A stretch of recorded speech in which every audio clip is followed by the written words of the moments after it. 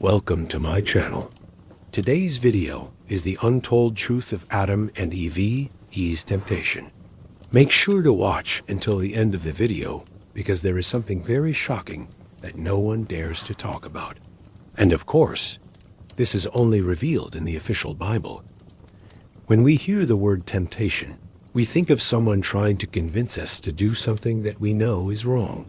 Someone tries to tempt us, but it is up to us whether or not we will succumb to that temptation. However, when it comes to the story of Adam and Eve in the Garden of Eden, it was not the serpent who tempted Eve to eat from the tree of the knowledge of good and evil, but Eve herself. Here is why.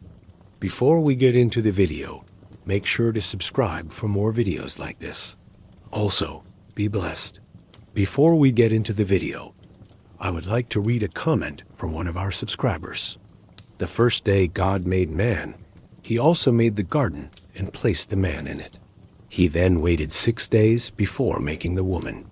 So if Adam was created on day 1 and Eve on day 6, does that mean that they had sex on day 7? Adam was not created on the first day. There was nothing created on the first day. On the first day, God only separated the light from darkness. That was on the first day. Then on the second day, God said, "Let there be a firmament in the midst of the waters, and let it divide the waters from the waters." And God made the firmament. And there was evening, and there was morning, the third day. God said, "Let the earth bring forth grass, the herb yielding seed, and the fruit tree, whose fruit by its kind may yield seed." And it was so. The earth brought forth grass, the herb yielding seed according to its kind, and the tree, whose fruit by its kind was after its own image. And God saw that it was good. And there was evening and there was morning, the fourth day. Then God said, "Let there be lights in the firmament of the heavens, to divide the day from the night, and to be for signs and seasons, for days and years, and let them be for signs and seasons, and for days and years. And let them divide the day from the night." And God made 2 great lights, the greater light to rule the day, and the lesser light to rule the night. And the earth had no form yet, and God formed Adam out of the dust of the ground, and breathed into his nostrils the breath of life, and man became a living being. Then God said, "It is not good that the man should be alone. I will make him a helper fit for him." And out of the ground the Lord God formed a woman and brought her to the man. And Adam gave names to all cattle and to the birds of the heavens and to everything that moved and lived, whatever he wanted. For this purpose the Lord God had made them male and female. Therefore the man left his father and mother and clung to his wife, and they became one flesh. This is how these chapters show us that Adam was created on the 6th day, not the first day.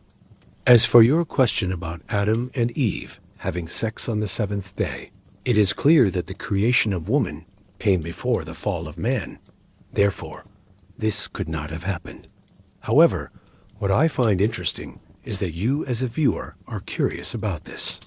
It shows us that there is indeed curiosity about topics related to sex, even in the times of Noah. We can read in Genesis chapter 6, verse 2, that the sons of God came in the days of Noah to the daughters of men, and they took wives and bore children to them, giants. It was at that time that the Lord regretted having made humankind. Yet another interesting fact that many people do not know is that the woman was created from the man. Listen to this. "Therefore, a man shall leave his father and mother, and cleave to his wife, and they shall become one flesh." This passage tells us that the woman was not created before the man, but the woman was created from the man. She did not just appear out of nowhere. God caused a deep sleep to fall upon the man, and while he slept, took one of his ribs and closed up the place with flesh. And the rib that God took from the man, he made into a woman and brought her to the man. But now let's get back to the main topic of today's video, which is the untold truth of how Eve was tempted. But first, I want to ask you a question. Why did the serpent choose Eve to tempt? Why wasn't it, for example, one of the sons of Adam and Eve? We know that the serpent was the first to tempt Eve, and not Adam. In the beginning, the serpent did not speak to Adam. Instead, he spoke to the woman. It is important to note that at that time, Adam and Eve did not have any clothing. But after eating the forbidden fruit, they sewed fig leaves together and made themselves loincloths. When God came into the garden to walk among the trees of paradise in the cool of the day, he called to Adam and asked, "Where are you?" Adam replied, "I heard your voice in the garden, and I was afraid because I was naked, and I hid myself." And he said, "Who told you that you were naked? Have you eaten from the tree of which I commanded you not to eat?" And the man said, "The woman whom you have given to be with me, she gave me of the tree, and I ate." Do you see here? The first thing Adam says is that he received the command not from God himself, but from the woman. From these words, we understand that at that moment, Adam put all the blame on Eve. He washed his hands of it. He said, "It wasn't me, it was the woman you gave me." Although the Bible clearly states that both of them were tempted, Adam blamed it all on Eve.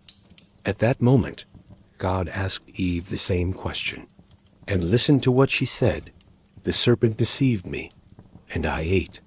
Do you see how similar the answers of the man and the woman were? Both tried to shift the blame to someone else. Adam shifted the blame to Eve, saying that she gave him the fruit, while Eve shifted the blame to the serpent, saying that he deceived her. Both refused to take responsibility for their actions. Here is an important point.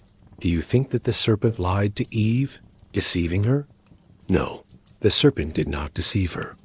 He only tempted her and suggested that she eat from the tree. The choice was up to Eve. The serpent did not force her to eat the fruit. When we read the passage where the conversation between Eve and the serpent is written, we do not see anything that indicates that the serpent forced Eve to eat the fruit. All we read is the following. Now the serpent was more cunning than any beast of the field which the Lord God had made. And he said to the woman, "Indeed, has God said, 'You shall not eat from any tree of the garden'?" And the woman said to the serpent, "We may eat the fruit of the trees of the garden. But God has commanded that we shall not eat the fruit of the tree which is in the middle of the garden, and that we shall not touch it, lest we die." Then the serpent said to the woman, "You will not surely die. For God knows that in the day you eat of it, your eyes will be opened, and you will be like God, knowing good and evil."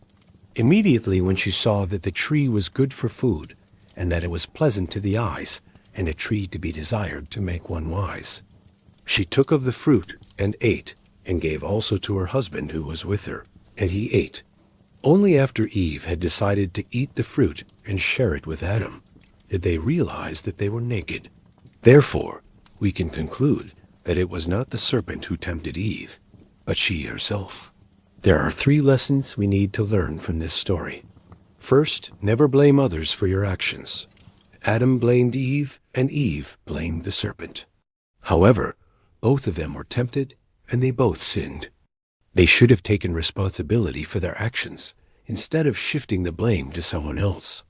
Second, never think that someone else will suffer the consequences for your actions. Because of Eve's desire to look like God, she and Adam were cast out of the Garden of Eden. And finally, never accept advice from those who have already fallen. The serpent had already been cursed. It was doomed. But even so, Eve listened to its words. Never take advice from people who are worse than you, because they have already fallen and lost paradise. They will never tell you the truth. Therefore, we must always remember that the words of people who have already fallen and lost paradise hold no truth.